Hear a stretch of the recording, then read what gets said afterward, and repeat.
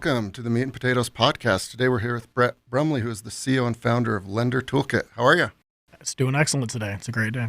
Very cool. So, Lender Toolkit's a cool name. Well done on that. Let's talk about the company and the founding story. Sure. I've been in mortgages my entire life. I have some early memories of just hanging out at Wells Fargo, America First Credit Union here in Utah. My mom's been in this business for, 40 plus years. So I kind of grew up just in the buildings of mortgage. So, to some extent, I feel like it's kind of in my DNA. Worked at a bunch of lenders here in Utah, as I started my career and kind of figured out what I wanted to do in life. And, it just made sense. Had an opportunity a few years back, 7 years ago. We just barely had our 7-year anniversary to start my own consulting firm. I was doing Encompass administration. For those that don't know, it's really the technology that is the backbone of the mortgage space. And so I was the one responsible for implementing that and managing that and doing it for PRMI here in Utah, one of the bigger lenders in the state. Had an opportunity to start my own thing, and so we did. My first client was actually seeking to hire me, and so we decided, hey, maybe we'll just jump and start this business. And I asked if they'd be our first client, and they were willing to, and that was a great thing. So from that, we kind of were born.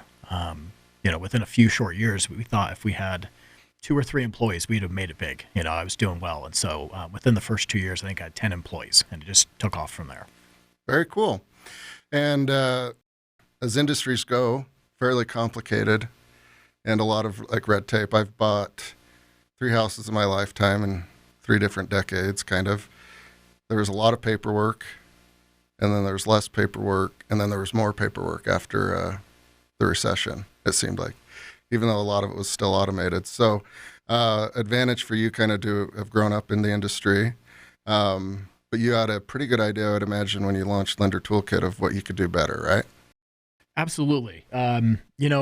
The technology space, the Encompass administration role really lets you into the mortgage operations at a level that other jobs don't. You see everything from the banking and ownership side all the way down to the taking the application from the loan officers, and it just gets you immersed. And of course, the technology is what drives the entire business, or at least a huge portion of that business. So, we saw an opportunity to start creating tools and automation solutions that would really start saving time in the space, and that's really where we began. So, of course, first we started out as a professional services organization, just kind of offering our time and energy, but we were continually building new solutions.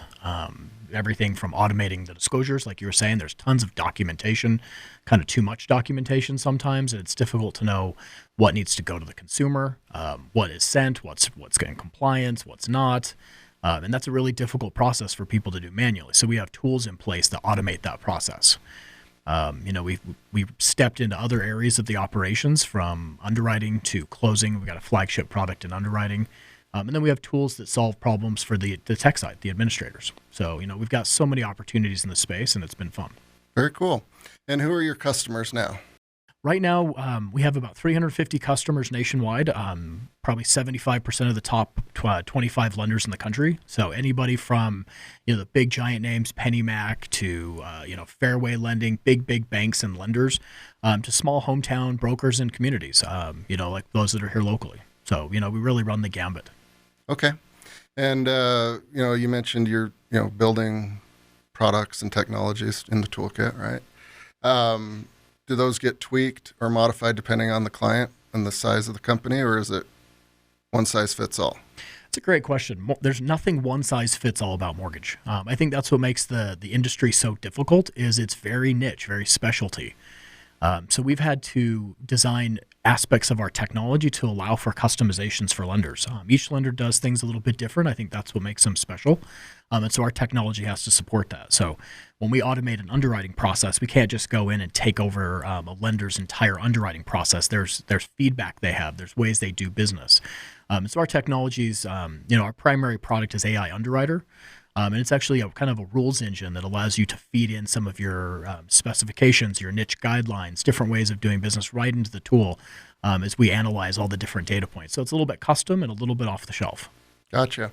So there's mortgage lenders in a different part of America that, in this example, they're like billion-dollar communities and big houses and big checks. And then there's maybe apartments in Tucson or something. Those are going to be different business models that you guys mold your product around? Less about the product itself or the house itself. That's one of the best things about our job is we get to see the end result of our technology, and that's people getting houses. People refinancing their mortgage to save money, paying off credit card debt. Building a new addition. So those are like the output that our customers, our lenders, do, and that's really exciting. And so we do have the rules engine's able to bring in specific guidelines if they want to do more like manufactured homes versus jumbo loans. So there's some niche there. But we try to standardize around the process of mortgage. And so generally speaking, mortgages do business about the same way. And so we try to define our technology around the automation. Very cool. And for you guys, saving time and money and being fast ultimately translates to a better ROI for your company. But then also like your customers are experiencing the same thing ideally, right? Absolutely. Yeah. The more you invest in technology, it lets the people that you have do better and be more efficient. And I think that's really key to what our technology does. Right now it's so difficult. Like you were saying, there's different types of homes. There's different investors to sell to. There's different guidelines from the government. And that's really difficult for people to understand and know just from the back of their hand. As lenders continue to scale, it's even more difficult to train new people to do that. So our AI underwriter system and the variety of other tools we have takes all the different data components from a mortgage, analyzes it inside of our engine, and then outputs either a condition or a decision to guide the individual employees of a lender to do their job better. Gotcha. And so with all things in life, right, whether it's mortgages or software or vehicles or anything, and you need people to be the end consumer, right? Whether you're big or small. And they generally like the path of least resistance. So ultimately, it saves them a bunch of time, probably money as well. Probably saves a small forest here or there. Because I remember the first house I bought was just a whole book of documents to sign. Yeah, mortgage is one of the things they're working on right now. Probably one of the biggest is called e-closings.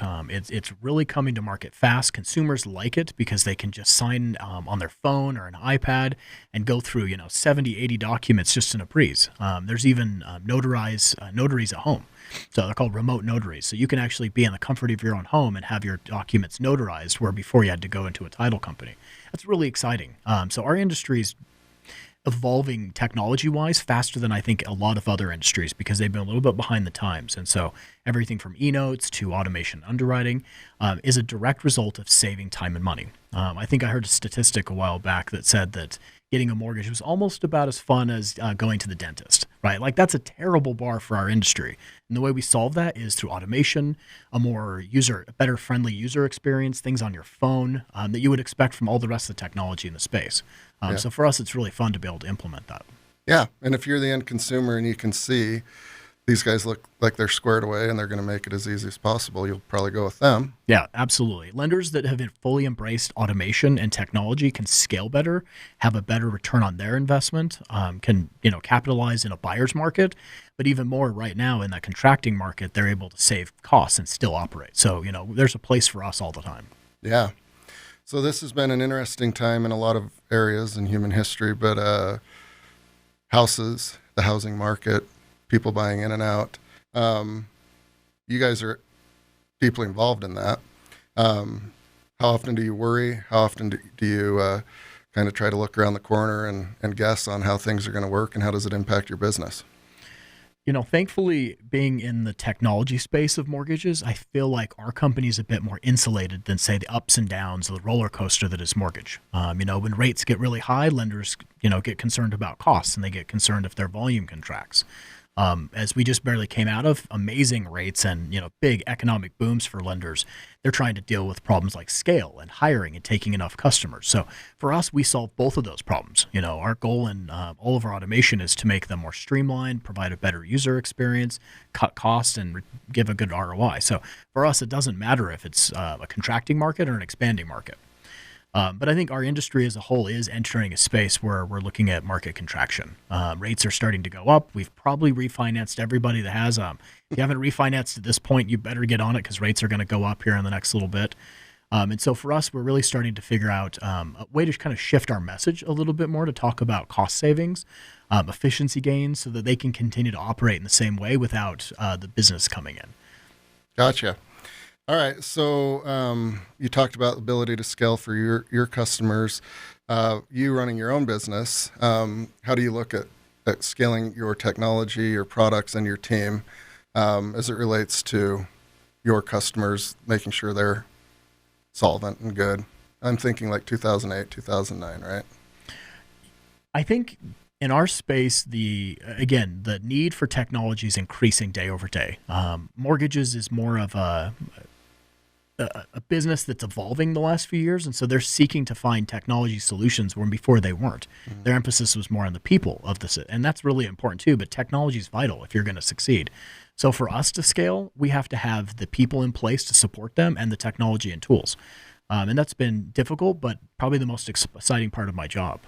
Silicon Slopes is really backing and supporting technology lenders and vendors, and we're growing at like amazing rates.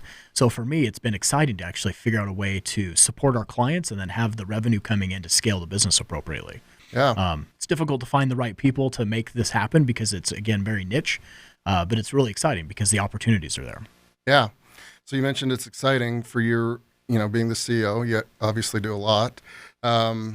So you don't have a technology background, right? Like you don't code and program and software engineer. Enough to be dangerous, I can certainly read the code, but that wasn't my background. It was operations, business management, and then mortgage, certainly. So from a young age, I think people just came to me with technology questions. I used to just Google it and read the instructions. It's the best way for IT, and it's probably a secret they don't tell you about. It's just put it in Google and read the instructions.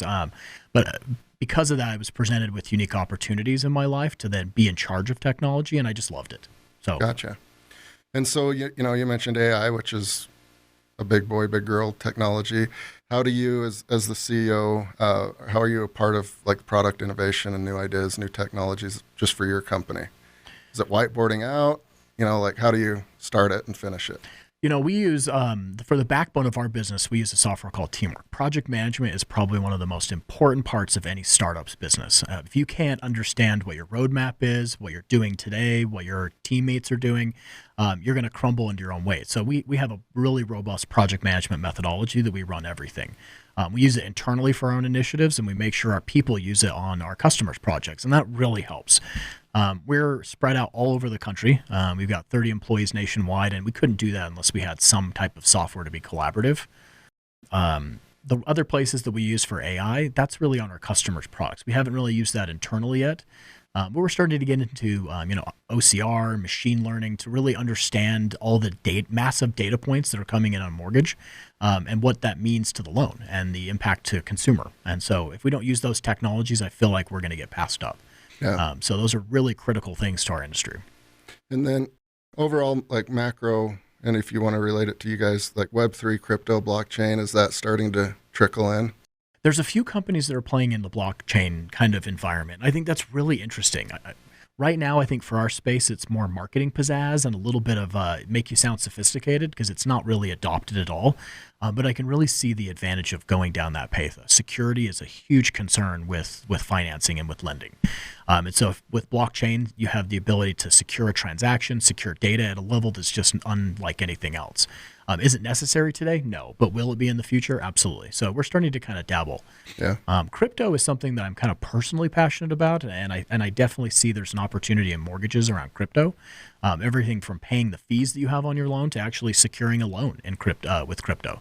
Yeah. There's a few banks that are kind of flirting with that with mixed success because of the regulations in the environment, but that could be a wave of the future. Yeah. Have you seen any like that? They just bought a house with Bitcoin or Ethereum? There's 2 or 3 different lenders in the space that were offering Bitcoin mortgages.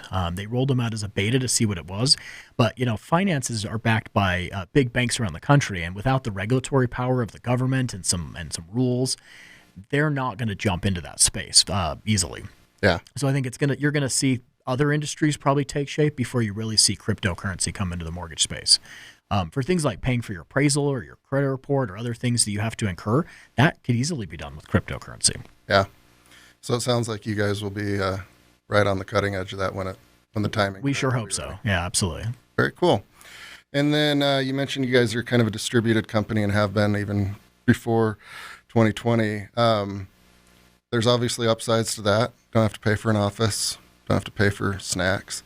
But there's obviously downsides too. How do you manage that as a CEO? That was a decision that we made early on. Being in Utah, it was kind of a tough decision because there's so much mortgage and technology talent here. And so Utah is a natural fit for anyone that wants to be in lending or technology. But mortgage administrators, the people that run the tech, they're a very, very small group of people. And if you don't look nationwide, you're just not going to find the talent that you need. So we expanded nationwide. But to do that successfully has been, really unique for us. I think things like paying attention to your culture, making people engaged in what you're doing, is probably one of the most difficult things we have. There's plenty of technology to keep track of people and to talk to people, whether it's project management or Slack or, collaboration tools. That stuff's out there. We use everything from whiteboarding tools to project management tools. But I think what really makes it difficult is the connectivity of the people across the nation and how that works. Yeah. And do you guys ever get together, all hands, have some fun, kind of like what happens in a office? How do you mitigate that? Yeah, that's been something that I've really enjoyed. I want to bring our people together. Seeing them face to face is so important for a startup. The amount of work you can get done from 1 week of being in person is vastly different than 1 week on Zoom meetings. How quickly people pay attention. So we just did a summit where we brought everybody to Utah, of course, because it's my home and it's beautiful. We called it Reaching New Heights. And so we got a glamping site up Big Cottonwood Canyon and just brought everybody up, and we hired a local guide to do some mountain climbing with everybody and just hang out as a group. Really just kind of let loose and get to know each other on a different level. And that was exciting for us and really useful. We've also done events like bring our development team out to Las Vegas, where we just rented a bunch of Lamborghinis and Ferraris and went and cruised up Red Rock. And that's really fun too, because you get to give somebody an experience they wouldn't otherwise get to do. And, if I'm not spending hundreds of thousands of dollars on office space, why not have some fun and do things like that? So I think getting in front of each other is really important for a spread out company. Absolutely. Couldn't agree more. And then as you look into the future, you've got, a distributed team, you've got a frothy housing market.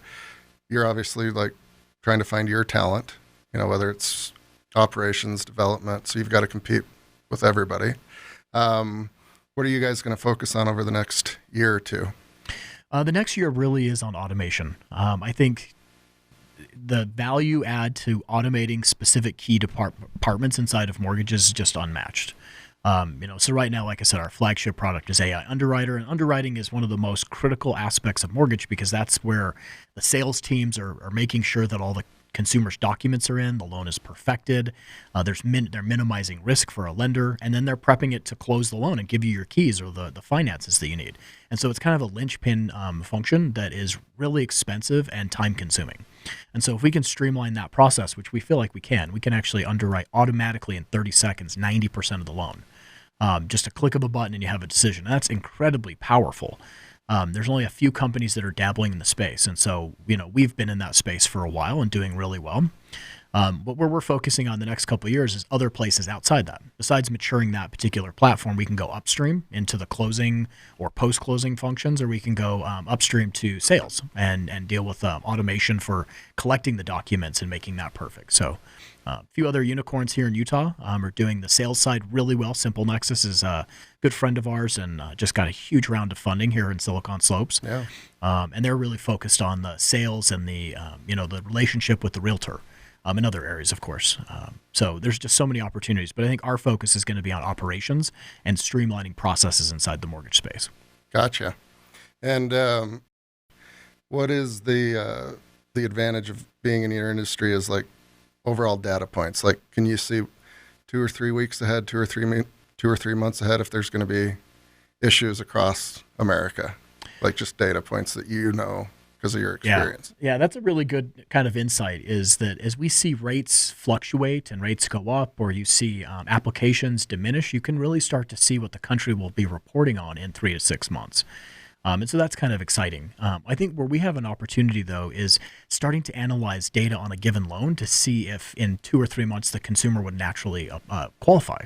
What lends to a consumer making their payment or not making their payment. So starting to use that machine learning and analyzing data points to understand what the finance industry as a whole is going to do is definitely a unique opportunity that not many people are doing. Yeah.